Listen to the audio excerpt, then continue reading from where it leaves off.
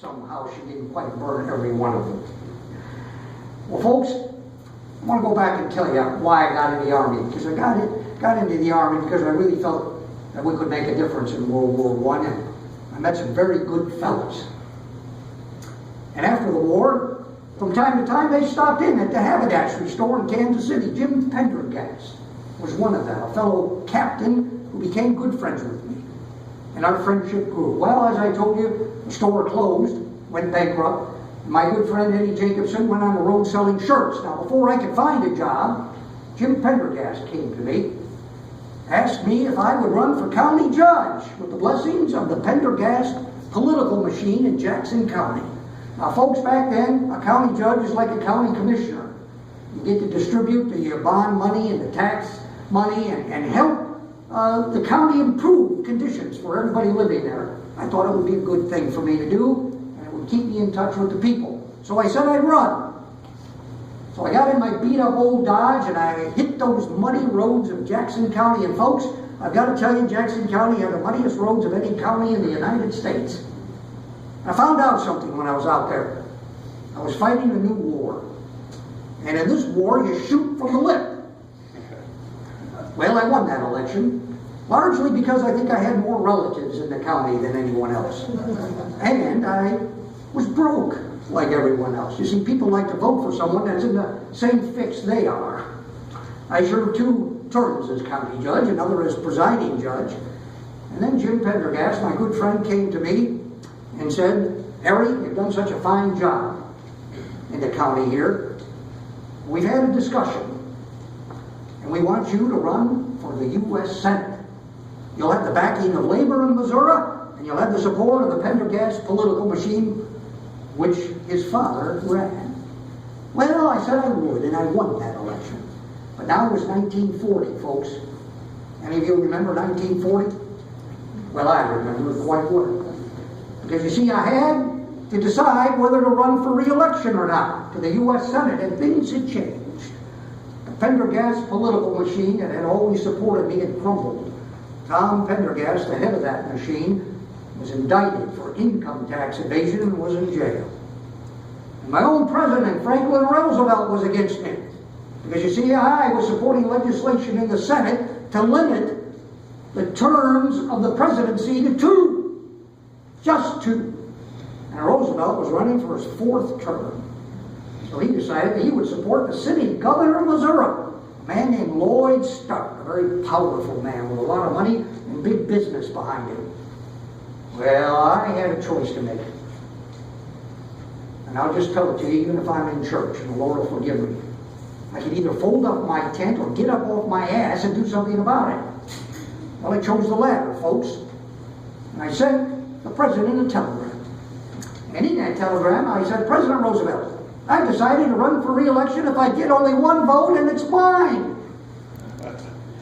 Well, I won that election by 8,000 votes, but I'll tell you why. Because I crisscrossed that entire state. I wasn't going to let big money or big business beat me. I was going to go out and meet the people. And I met as many people as I could. And I shook their hands, and I told them who I was and what I was going to do. Well, I think that might have impressed President Roosevelt a bit. Plus, I was doing good work in the Senate to cut those graft expenses from the military so we could end the war and do a good job in getting out of World War II. So Roosevelt. They tell me it was by deferment, but I say it was by divine intervention. I was selected as his vice presidential nominee. And President Roosevelt won his 4th term, and I became vice president of the United States. Somehow I don't think it's satisfied my mother-in-law too much, but it made Bess happy. Well, I have to qualify that, folks. I was vice president of the United States for 82 days. I was presiding in the Senate over some important legislation as vice president. I, of course, had to vote to break deadlock, so I had to stay. When all of a sudden I was told to rush back to the White House. It was an emergency meeting, and I had to be there. So I left the Senate as quickly as I could, and I got back to the White House, and the first person I saw was Eleanor Roosevelt. By the look on her face, I knew something terrible had happened. And as I approached her, she reached out and took my hand and said, "Harry, the president is gone." It was one of the only few times I can remember in my life I couldn't find words to say. And finally I mumbled something to the effect, "Well, Mrs. Roosevelt, what can I do for you?" She bent over and got close to me and said, "Harry, it's not what you can do for me.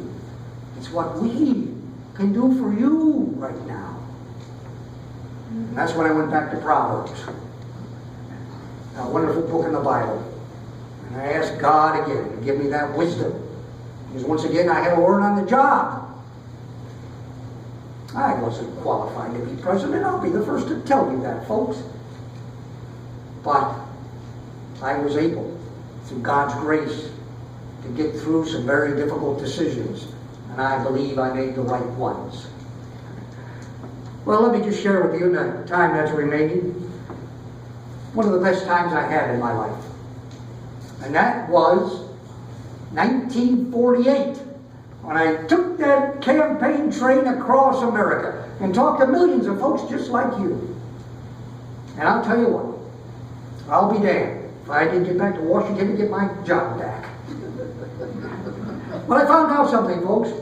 It's a big country. Reminds me of a story. This old cowboy wanted to ride his horse all the way from California to New York City. Well, when he got to New York City, a New York cop looked up at him and said, "Hey, Hoop Gibson, how big is this country?" Well, the cowboy looked down at the cop and said, "Well, just about as big as your butt can stand to ride in the saddle, Buster." And I think that was the problem with my opponent, Thomas E. Dewey, in 1948. He couldn't stay in the saddle long enough for enough people to see him and hear him talk. Now me, I couldn't talk to and see enough people. And that's why we crisscrossed the country. I remember one morning, our campaign train arrived in a little town. Now, folks, we stopped in towns and forgot people lived in.